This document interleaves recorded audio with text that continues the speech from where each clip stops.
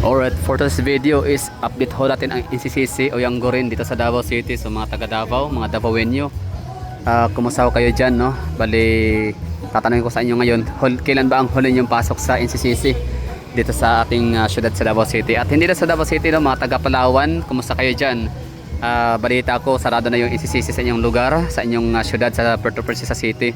So ano ba yung mga experiences ho ninyo dyan, no? Na magkaroon ng NCCC at bakit nagsarado? As far as I remember, nung ako'y huling pumunta sa NCCC Palawan ay nagsarado sila last year. Ay hindi nagsarado, parang napaka-boring talaga, walang tao, masyado tumal. Pero may mapaninda naman, wala nga talagang view, wala siyang something to be offer or something new na magugustuhan ng mga tao over SM or Robinson or Ayala, mga ganyan mga mall. Anyway, so balik tayo sa Davao City. Ang NCCC is ano siya, ang ibig sabihin nito is New City Commercial Corporation Malls or NCCC Malls. Commonly known as just NCCC are shopping malls owned by the New City Commercial Corporation or NCCC group of companies. The company is founded and is based in Davao City, Philippines. Yan o. So ibig sabihin nito, siya ay pinanganak, no, or founded siya noong 1978. So grabe, ang tagal na pala nito, sobrang luma na.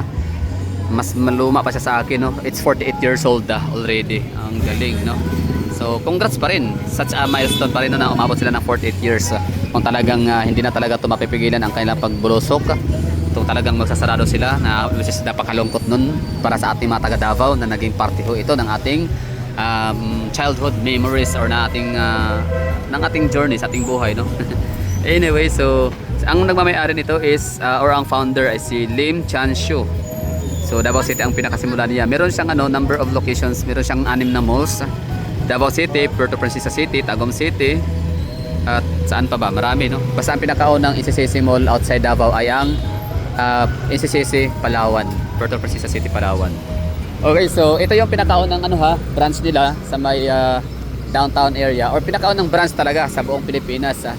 Givenly, Davao kasi siya nagsimula. So normally, or ibig sabihin is given, no? It's given na dito talaga siya. Ito yung pinaka location or pinakalumang branch sa Davao City talaga makikita.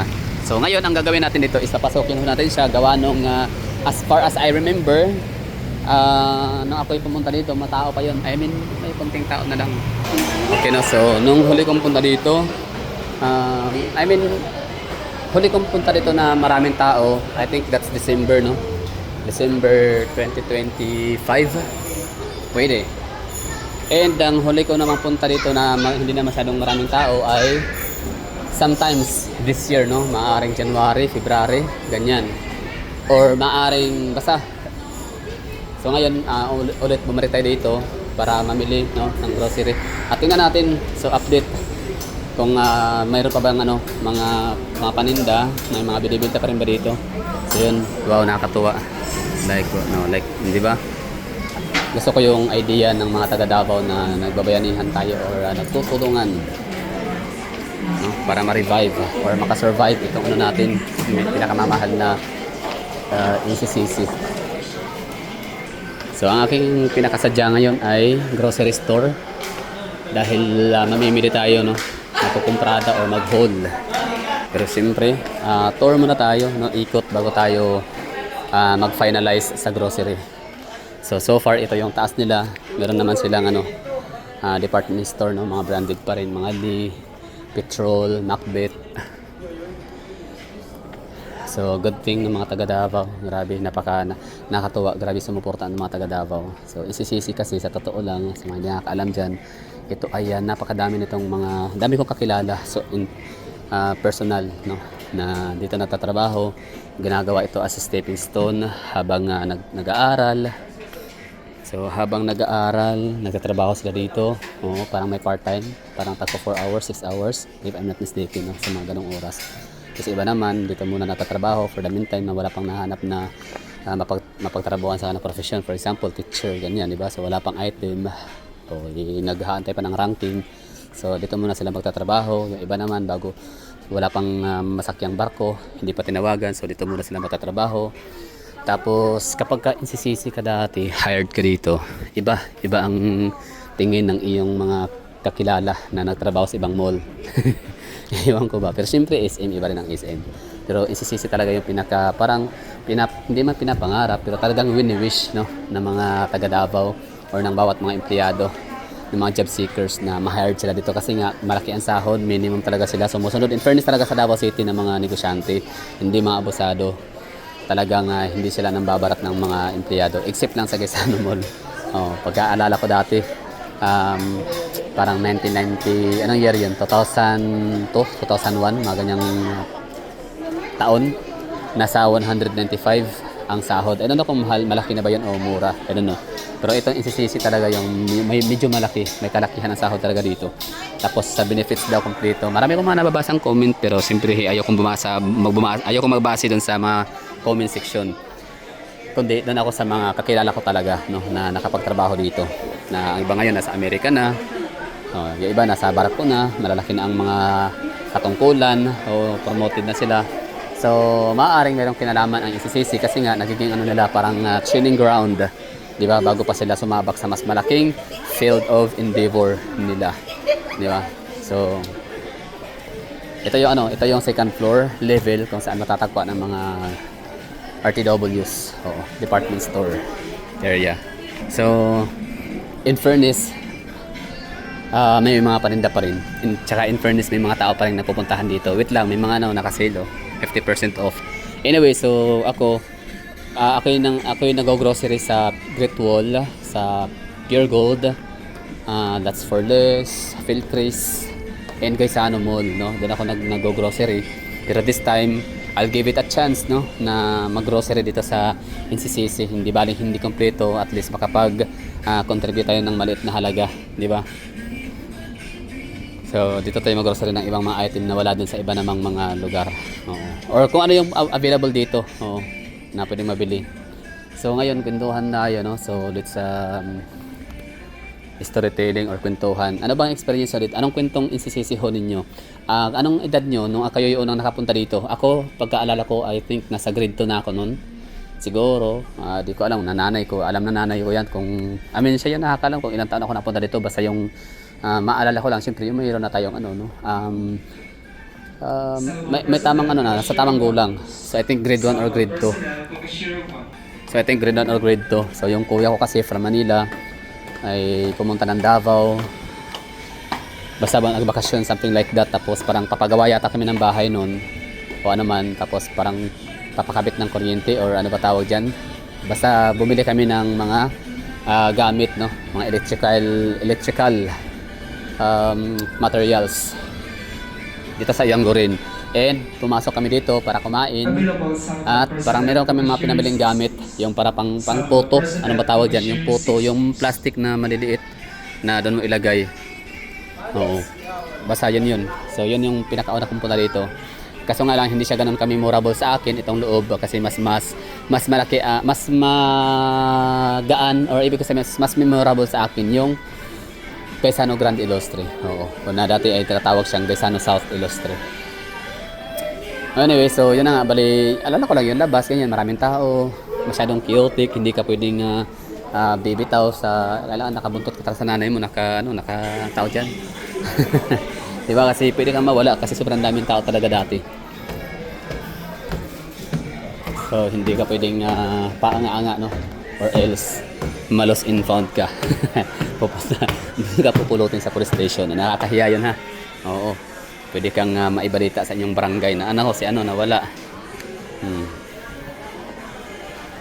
Anyway, so ito yung pinaka third floor level kung saan matatagpuan ang mga kung ano na nandito dito ng mga Chinese mga palamuti, mga decorations, no?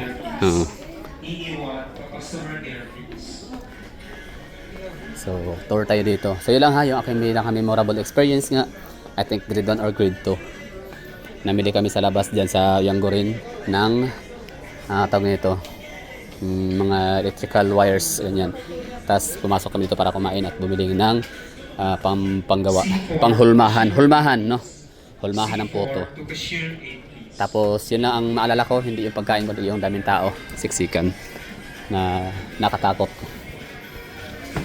Nakakatakot na mahiwalay sa mga kasamahan mong mga matatanda kasi maaaring mawala ka. So ito yung pinaka fourth floor. Fourth floor area. Merong buy one take one dito. Tingnan natin baka pwede tayo dito. So yun bali this time bababa na tayo. Nakapag-ikot na tayo katapano sa second floor, third floor, and fourth floor. Tapos proceed na tayo sa grocery. Tingnan natin kung ano meron. Kung available pa ba yung mga item na bibilhin natin. So meron akong listahan dito. List of grocery items na dapat bilhin. So sana lagpas kalahati meron. And available.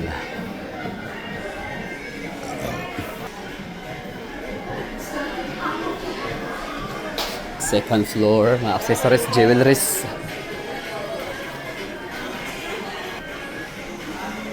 Okay, so welcome sa grocery store. Pinaka ground floor level. Ngayon, tingnan natin kung available yung natin mga items na dapat bilhin. So, pamara tayo ng push cart. Mga item na bibilhin natin, mga tanduay, ganyan, tanduay, mga basta marami, Yakult, Delight, Cheesy, mga chicherya.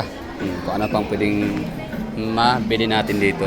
So, ito yung hitsura ng pinaka main main branch. Oo. So, confirm ngayon sinasabi nila ang naka-social distancing kanilang mga display. So, kahit dito sa pinaka main branch nila, ganoon din, Pero at least meron din talaga, hindi siya ganoon ka empty. Unlike sa ICCC ng Panakan, ICCC sa may Buhangin. Sa Buhangin, ICCC mo, hindi ko pa siya nakita. Oo. Pero yung merong mga HB1, di ba? ICCC pa rin may-ari ng HB1. So, yung mga HB1 nila ay kaunti na lang yung mga paninda. And even sa may ICCC Mall of Maa, yung paninda nila kukunti na lang din. So, proceed na tayo sa ating pinaka-target, yung mga alak. So in fairness naman dito, meron. Although, ayun, medyo bakante. Ito nga, wala nang laman sa ginger powder, magic sarap. Ba't parang wala silang promo?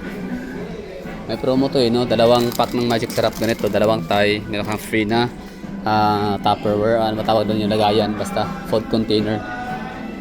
Ito yung loob ito yung tsura. Sito. Yan, tubig. So yung display talaga nila, ang design ay ganito So walang laman yung pinaka-dekoran na portion. Kumbaga pang show off lang talaga siya na meron pa display. Diba? O gaya nito Sa aking sa tindahan ng aking kapitbahay, ang diskarte naman nila sa kanilang shelf, doon talaga paatras para malaman nila na wala ng laman. So, babakante na yung unahan, ibig sabihin nun, wala nang laman. I mean, konti lang, kailangan na mag-replenish, di ba? So, samantalan dito, iba. Di ba? So, kunyari, maraming stocks, pero wala pala. Ganun lang.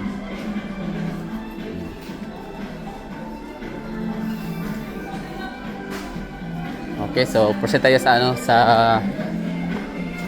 tawag na ito, chiller area. Kung available ba yung Delight and Yakult. Napakalakas kasi ng Delight at Yakult ngayon gawa nung napakainit klima natin. So syempre i-compare natin ng mga nagdaang mga buwan na andito tayo nag-grocery, mas marami ngayon, mas wala ngayon, medyo konti na yung tao.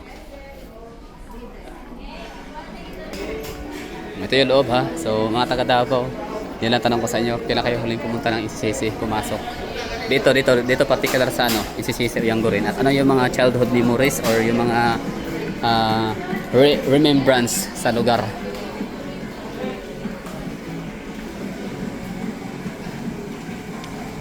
Hindi ko alam kung nangungupahan sila sa lote, sa lupa, or talagang sila na yung nagmamay-ari ng lupa na to dito. Kaya comment nga dyan sa mga may alam sa real estates, tama ba? Mga real estates. So okay, wala naman ang mga shelf na dito sa may wet market area, sa mga chiller, mga hot dogs, wala, mga frozen foods, wala masyadong laman. So yeah, nakakalungkot. Ito yung mga Yakult na hinanap natin. Okay, no? So, nakalungkot. Walang Yakult dito. Walang laman. Yan, dapat bintay Yakult. Kasi wala. So, kukunti na yung mga tao. May stocks pa rin naman, pero hindi na ganun karami. Tapos konti na yung tao. In fact, walang masyadong walang pila sa grocery. Isa to sa may pinakamahabang grocery, counter sa buong Davao. Kung mahaba ang SM, Gaisano Mall. Nako, wala sa Kalingingan. Ang haba ng pila dito sa NCCC. Bakit ang NCCC ay pinakasikat, pinaka-paborito ng mga taga Davao natin, mga taga Davao? Kasi nga, di ba mura lang sila kumpara sa iba. Sila yung pinaka-affordable na grocery. Kaya pag kapag gustong makamura at makarami, NCCC. So, sorry pero parang wala akong mabibili ngayon for today's video. Sa junk foods pala. Sige, junk foods lang. Let's go to junk foods area.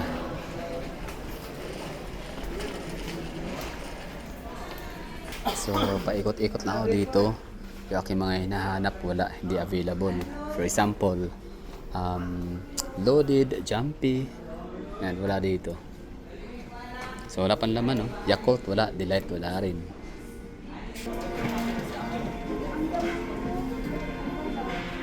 Ito, meron din nakuha. 6+1. So, yun na nga, wala talaga. Uuwi tayong walang nabili. So, ito na lang. Di ko alam kung ito yung mapapanood to ng may-ari, o ng management ng NCCC. Pero, meron akong unsolicited advice na cost cutting kayo, akala mo talaga, successful ang negosyante. Cost cutting. Magtanggal ng mga tao. Kita niyo naman, nakatayo lang sila, wala silang ginagawa. So, hindi sila productive. So, cost cutting, isa sa mga unang gawin. So, paano ba yung cost cutting? Magtanggal ang trabahante. Magkanya-kanya muna, paalam. Ganyan. Tapos pangalawa, hindi ko alam, basta yun lang, good luck na lang talaga. Siyempre, ang mga tao, ganito, 119 bulldog. So, cost cutting talaga para makabangon. Sacrifice. So, that would be all. Thank you for watching. O kayo, mga nanonood dyan, mga taga Davao, anong maaari nyong i-advise, i-suggest sa management may-ari nitong NCCC? Kung magkaroon ng chance na mabasa ang inyong komento ng kinauukulan ng NCCC. Pero ako, siyempre, thank you, salamat NCCC for giving great opportunities para sa mga taga Davao, mga Pilipino as a whole.